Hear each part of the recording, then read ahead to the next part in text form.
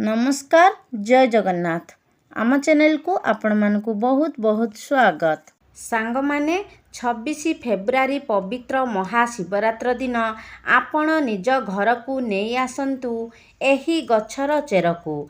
एही गछर चेर जदि आपण एही पवित्र महाशिवरात्र दिन घर को नहीं आसंती एवं एहार किछि चमत्कारी उपाय आपण पालन करिनियंती, किछि चमत्कारी प्रयोग आपण करिनियंती तो निश्चित भावरे एहार लाभ आपण निज जीवन रे देखिबाकू पाई परिबे।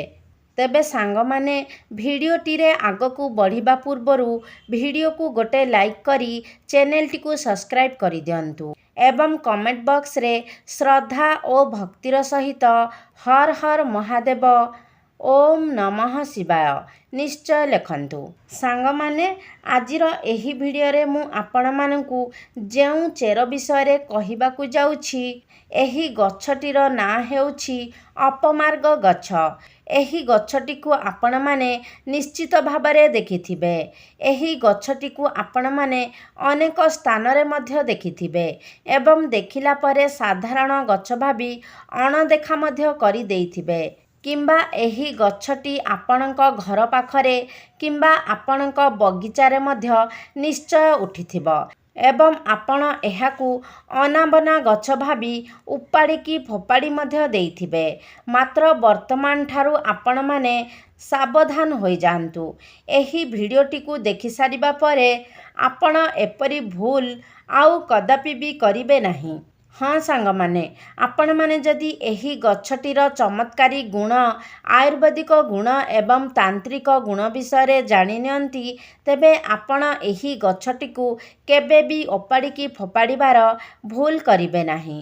कौन आपण माने जानती जे एही वृक्षरे भगवान विष्णु भगवान महादेव एवं शनिदेवंकर वास होइथाए। एही गछर मूलरे माता गंगांकर मध्य आशीर्वाद रहिथाए। एही वृक्षर मूलरे माता गंगा वास करिथांती। सांग माने जदि आपणक जीवन रे दरिद्रता लागी रहुछि एवं आपण सबु समस्या रे चिंताग्रस्त होई रहुछंती तेबे एही वृक्षटी आपणकर से सबु समस्यार समाधान करि देई पारिबो। एही वृक्षटी आपणक जीवन को धन आसीबार बाट को खोली देई पारिबो। एही वृक्ष माध्यम रे माता लक्ष्मींकर आशीर्वाद मध्य प्राप्त करि पारिबे। एही वृक्षर प्रयोग द्वारा आपणकू आपणक भाग्यर साथ मिलिबो। आपणक कुंडली रे ग्रह नक्षत्र माने आपणकर साथ देबाकू लागिबे। कारण आमर हिंदू पुराण अनुसारे जदि आपण आपणक जीवन रे सफलता पाइबा पाई चाहुचंती एवं सफल व्यक्ति भावरे परिचित हेबा पाई चाहुचंती तेबे आपणक जातकरे नवग्रह आपणकू साथ देबार अछि। जदि नवग्रह आपणकू आपणक जातकरे साथ दियंती तेबे आपण आपणक जीवन रे प्रत्येक क्षेत्र रे सफलता लाभ करि पारिबे। सांग माने एही वृक्षटी को आम राज्य रे आमे अपमार्ग वृक्ष भावरे जानि थाउ।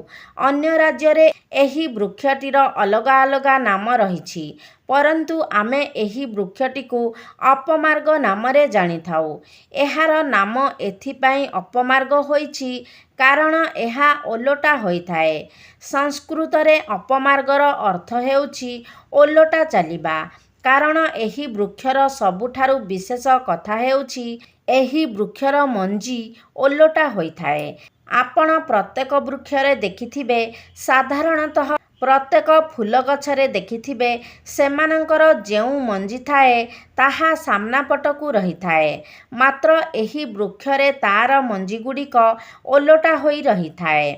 एही वृक्ष विषय आहुरी एक गुरुत्वपूर्ण एवं विशेष कथा हेउछि जेतेबेले पृथ्वी उपरे अमृतर किछि बिंदु पड़िथिला सेतेबेले किछि छिटा एही वृक्ष उपरे मध्य पड़िथिला। एहा एकमात्र गोटिए वृक्ष अटे जहा उपरे अमृतर किछि बुंदा पड़िथिला। तेबे सांग माने एही वृक्ष को नहीं प्रथम उपायटी हेउछि आपण कौन जानती जे एही वृक्ष दुई प्रकारर होइथाए। ଗୋଟିଏ ଶ୍ୱେତ ଅପମାର୍ଗ ଏବଂ ଗୋଟିଏ ଲାଲ ରଙ୍ଗର ଅପମାର୍ଗ। ଆପଣଙ୍କୁ ଲାଲ ରଙ୍ଗର ଅପମାର୍ଗ ନେଇ ଆସିବାର ଅଛି ଏବଂ ସେଥିରେ ଦାନ୍ତ ଘଷିବାର ଅଛି। ଆପଣ ସେହି ଲାଲ ଅପମାର୍ଗରେ ଦାନ୍ତ ଘଷିବା ଦ୍ୱାରା ଆପଣଙ୍କର ଦାନ୍ତ ଭଲ ରହିଥାଏ ଏବଂ ଆପଣଙ୍କର ବାକ୍ୟ ସିଦ୍ଧି ମଧ୍ୟ ହୋଇଥାଏ। ବାକ୍ୟ ସିଦ୍ଧିର ଅର୍ଥ ଏହା ଯେ ଆପଣ ଆପଣଙ୍କ ମୁଖରେ ଯାହା ବି କିଛି କହିବେ ତାହା ସତ୍ୟ ହୋଇଯିବ। ଆପଣ ଏହି ଉପାୟକୁ ଯଦି ପ୍ରତ୍ୟେକ ସପ୍ତାହରେ ଗୋଟିଏ ଦିନ କରନ୍ତି ତେବେ ବି ଆପଣଙ୍କୁ ଏହାର ଲାଭ ମିଳିବ ଏବଂ ଯଦି ଆପଣ ପ୍ରତିଦିନ ଏହି ଉପାୟଟିକୁ କରନ୍ତି ତେବେ ଆପଣଙ୍କର ବାକ୍ୟ ସିଦ୍ଧି ହୋଇଥାଏ। ଏହା ବ୍ୟତୀତ ଆପଣ ଅପମାର୍ଗର ଚେରକୁ ମାର୍ଗଶିର ମାସର ପୂର୍ଣ୍ଣିମା ତିଥିରେ ସକାଳୁ ସକାଳୁ ଏହାର ଚେରକୁ ଆପଣଙ୍କୁ ପଞ୍ଚ ଉପଚାର କରି ପୂଜା କରିବାର ଅଛି ଏବଂ ମନ୍ତ୍ର ଦ୍ୱାରା ଏହାକୁ ଅଭିମନ୍ତ୍ରିତ କରି ଆପଣଙ୍କୁ ଏହାକୁ ନିଜ ହାତରେ ବାନ୍ଧି ନେବାର ଅଛି। ଏହି ଉପାୟକୁ ଆପଣାଇବା ଦ୍ୱାରା ଆପଣଙ୍କ ଜୀବନରେ ଯେତେ ବି ବଡ଼ ସମସ୍ୟା ଥାଉ ତାହା ଗୋଟିଏ କ୍ଷଣରେ ହିଁ ସମାପ୍ତ ହୋଇଯାଇଥାଏ। ଏହି ଚେର ଆପଣଙ୍କୁ ଆପଣଙ୍କ ଜୀବନର ସମସ୍ତ ସମସ୍ୟାଠାରୁ ରକ୍ଷା କରିଥାଏ। ତେବେ ଏହାକୁ ଅଭିମନ୍ତ୍ରିତ କରିବାର ମନ୍ତ୍ରଟି ହେଉଛି ମହାମୃତ୍ୟୁଞ୍ଜୟ ମନ୍ତ୍ର। ମନ୍ତ୍ରଟି ହେଉଛି ଓಂ ତ୍ରୟମ୍ବକଂ ଯଜାମହେ ସୁଗନ୍ଧିଂ ପୁଷ୍ଟିବର୍ଧନଂ ଉର୍ବାରୁକମିବ ବନ୍ଧନାନ୍ ମୃତ୍ୟୁର୍ମୁକ୍ଷୀୟ ମାମୃତାତ୍। ଏହି ମନ୍ତ୍ରକୁ ଜପ କରିବା ସମୟରେ ଆପଣ ନିଜ ମନ ମଧ୍ୟରେ ପ୍ରଭୁ ମହାଦେବଙ୍କୁ ଧ୍ୟାନ କରିବା ଉଚିତ। ଏହା ଥିଲା ଲାଲ ଅପମାର୍ଗର ଉପାୟ। ଏବେ ଆସନ୍ତୁ ଜାଣିବା ଶ୍ୱେତ ଅପମାର୍ଗର ଉପାୟ ବିଷୟରେ।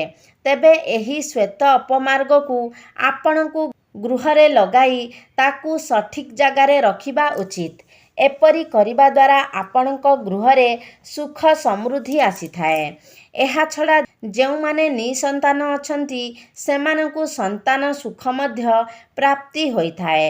ଆପଣ ଏହି ଶ୍ୱେତ ଅପମାର୍ଗକୁ ଜଳାଇ ଏହାର ଭସ୍ମରେ ଆପଣ ଯଦି ଗାଈ ଘିଅରେ ଏହାର ଭସ୍ମକୁ ମିଶାଇ ସେବନ କରନ୍ତି ତେବେ ଆପଣଙ୍କୁ ସନ୍ତାନ ପ୍ରାପ୍ତି ହୋଇଥାଏ। ଏହି ଉପାୟଟିକୁ କରିବା ପୂର୍ବରୁ ଆପଣ ନିଜ ମନ ମଧ୍ୟରେ ମହାଦେବଙ୍କୁ ଆରାଧନା କରନ୍ତୁ। ଏହା ସହିତ ମାତା ଲକ୍ଷ୍ମୀଙ୍କୁ ମଧ୍ୟ ସ୍ମରଣ କରନ୍ତୁ। ଗର୍ଭବତୀ ମହିଳାମାନଙ୍କ ପାଇଁ ଶ୍ୱେତ ଅପମାର୍ଗର ଆଉ ଗୋଟିଏ ଉପାୟ ହେଉଛି ଆପଣ ରବିବାର ଦିନ ପୁଷ୍ୟା ନକ୍ଷତ୍ରରେ ଶ୍ୱେତ ଅପମାର୍ଗର ଚେରକୁ ନେଇ ଆସନ୍ତୁ ଏବଂ ଏହି ଚେରକୁ ସେହି ଗର୍ଭବତୀ ମହିଳାଙ୍କର ଅଣ୍ଟାରେ ବାନ୍ଧି ଦିଅନ୍ତୁ। ଏହି ଉପାୟକୁ କରିବା ଦ୍ୱାରା ତାଙ୍କ ଜୀବନରେ ପିଲାଟି ଜନ୍ମ ହେବା ପର୍ଯ୍ୟନ୍ତ ଯେଉଁ କଷ୍ଟ ଆସିବ ସେହି କଷ୍ଟକୁ ଏହି ଚେର ହରଣ କରିନେବ। ସେ ସମସ୍ତ ସମସ୍ୟାରୁ ମୁକ୍ତ ହୋଇ ପିଲାଟିକୁ ଭଲରେ ଜନ୍ମ ଦେବେ।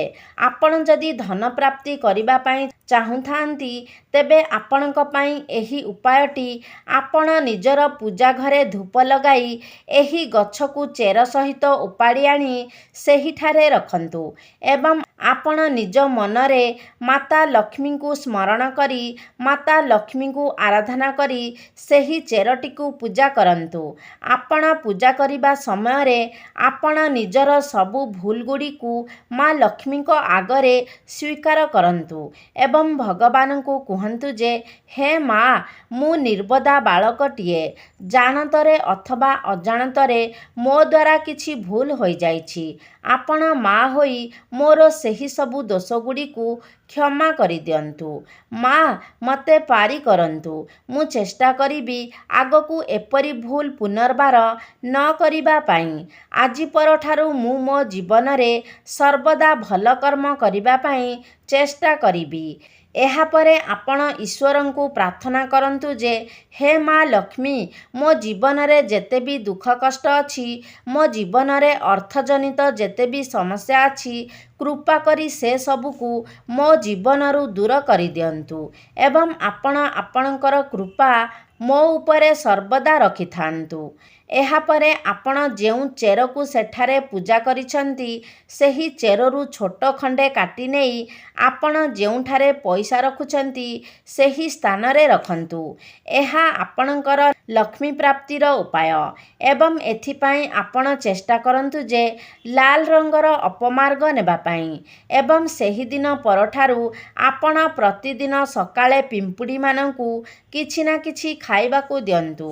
ଯଦି ଆପଣଙ୍କ କୁଣ୍ଡଳୀରେ ଶନି ଗ୍ରହ ଜନିତ ପୀଡ଼ା ଥାଏ, ଆପଣଙ୍କୁ ଶନିଙ୍କ ପାଇଁ ପୀଡ଼ା ଭୋଗ କରିବାକୁ ପଡ଼ୁଥାଏ, ତେବେ ପ୍ରତି ଶନିବାର ଦିନ ଆପଣ ପିମ୍ପୁଡ଼ିକୁ ଏବଂ ମାଛକୁ କିଛି ଖାଦ୍ୟ ଖାଇବାକୁ ଦିଅନ୍ତୁ।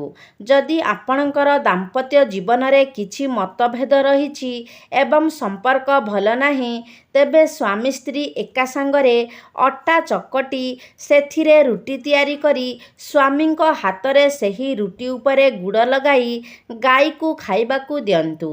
ସେହି ରୁଟିରେ କିଛି ଘିଅ ମଧ୍ୟ ଲଗାଇଦେବେ। ଆପଣ ଯେତେବେଳେ ଗାଈକୁ ସେହି ରୁଟି ଖାଇବାକୁ ଦେବେ, ସେତେବେଳେ ଗାଈକୁ ପ୍ରଣାମ କରି ତାଙ୍କଠାରୁ ଆଶୀର୍ବାଦ ମାଗିବେ ଯେ ହେ ଗୋମାତା, ଆମ ଜୀବନରେ ଯେତେ ବି ଦୁଃଖ କଷ୍ଟ ମତାନ୍ତର ମନାନ୍ତର ଚାଲିଛି ସେ ସବୁକୁ ହରଣ କରିନିଅନ୍ତୁ।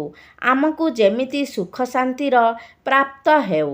ତେବେ ଏହା ଥିଲା ଅପମାର୍ଗ ବୃକ୍ଷକୁ ନେଇ କିଛି ବିଶେଷ ଉପାୟ, ଯାହାଦ୍ୱାରା ଆପଣ ଆପଣଙ୍କର ଅନେକ ସମସ୍ୟାର ସମାଧାନ କରିପାରିବେ। ତେବେ ସାଙ୍ଗମାନେ, ଆଶା କରୁଛି ଆଜିର ଭିଡ଼ିଓଟି ଆପଣମାନଙ୍କୁ ନିଶ୍ଚିତ ଭାବରେ ଭଲ ଲାଗିଥିବ। ଯଦି ଭଲ ଲାଗିଛି ତାହେଲେ ଲାଇକ୍ କରନ୍ତୁ, ସେୟାର କରନ୍ତୁ। ଆମ ଚ୍ୟାନେଲକୁ ଯଦି ସବସ୍କ୍ରାଇବ୍ କରିନାହାନ୍ତି ତାହେଲେ ସବସ୍କ୍ରାଇବ୍ କରିଦିଅନ୍ତୁ। ସର୍ବେ ଭବନ୍ତୁ ସୁଖିନଃ। ଧନ୍ୟବାଦ।